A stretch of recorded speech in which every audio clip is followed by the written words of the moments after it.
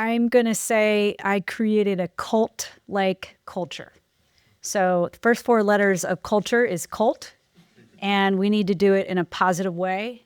And so I made intentional choices, and every single touch point with employees along the way was important. And the glue that kept it together it was radical transparency. It was bonding events. I know everyone's going to say it's hard with remote workforce. It's not. You just have to make the effort. And then figuring out a cause that's bigger than yourself. So we had Cycle for Survival, and that really brought a lot of unity to us. When you were hiring the first set of people at Buddy Media, what were you looking for in that first?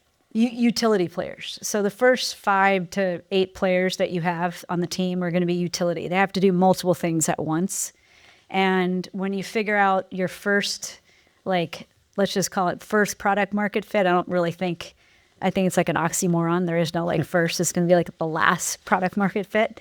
You then start to hire people with specialties. But the first 10 probably have to wear a lot of different hats, and you're going to be moving them around quite a bit.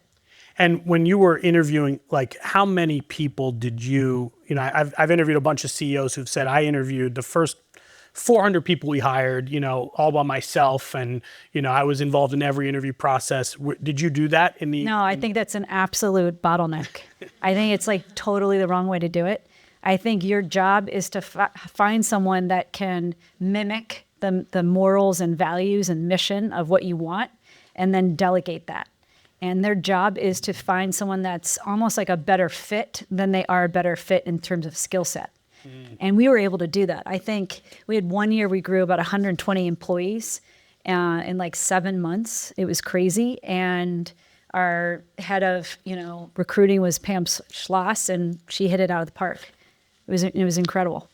Do you think that was based on having the values defined? Definitely. Very clear? You have to have what you stand for, what's important, that mission, values, all of it has to be repeated constantly. You can't just say it once and then say it in the onboarding day. You have to say it over and over and over again, as well as what your goals are. You have to focus too. What were your favorite cult activities? Good question. Do you need the cult activities that I would do today, or from the past when everybody showed up to an office? Yes. The past. Yes. Okay. And present. Okay.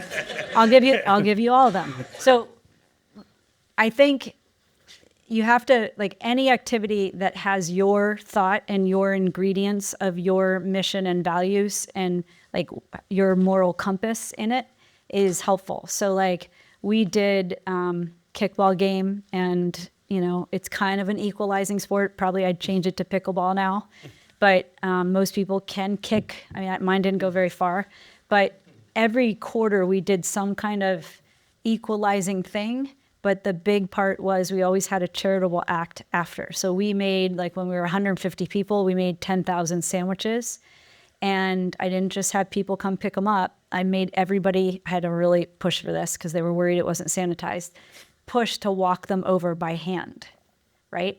So making people feel things, right? What you want to feel, think about in your childhood, what were some of the team environments? It could be with your family, or it could be a group of friends, or a club, or sorority, fraternity. And were there moments that you felt everything was in sync and you loved it? That's how you have to make your cult. Effort matters from the founders. Effort. Every time there was a birthday, I didn't care, we got 370. We wrote handwritten notes. It wasn't somebody else writing them. Handwritten notes, happy birthday. Here's a Starbucks gift card, right?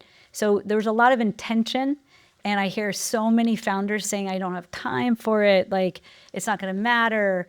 Handwritten touches absolutely matter. I would hire and fire people within 30 to 45 days. I just knew whether they were gonna be able to pivot to a different role, or we hired them in the wrong role, or if they could actually keep up the pace. So if you made it through a year, I gave you a big present, something that was uber expensive because you made it. You were a deal maker, right? So we had custom bobbleheads that looked like you. And these were just massive badges of honor and goofy stuff like that. In the remote world where we are, and I tell every portfolio company this, where is your budget as founders and leadership team to travel to see everybody? If you can't come all in, right, twice a year at least, if not 4 times a year, you should be going to the hubs and doing these things. They don't take much, right? I mean, these Zoom happy hours and the games you're playing, that does nothing. Absolutely nothing. But part of like, part of a cult is like symbols and stories and traditions. And so doing the quarterly meetings, everyone knew they had to be there. And they couldn't miss them. Seeing a bobblehead became almost a religious artifact. Yeah. Like cupcakes became like a thing. That's why I also, wasn't very healthy at the time because I was eating with clients and not working. And out. also the other thing is about like the positive cult, and I think founders forget this, and almost we sometimes forget it. You have to celebrate the wins. It's really easy to forget to do that and just push to the next goal and be like, awesome, we did it, let's go. And you have to stop and celebrate the wins with the team and make it intentional. And maybe that's free food, or maybe that's, I don't know, the spa day for whomever did the thing. And we did spot bonuses a lot. We thought that was really helpful. I also really called people out That's in only big for meetings. people like money, though. Yeah, of course. But like I called people out a lot in meetings for little things like, hey, I was over here and I saw this happen and that was awesome.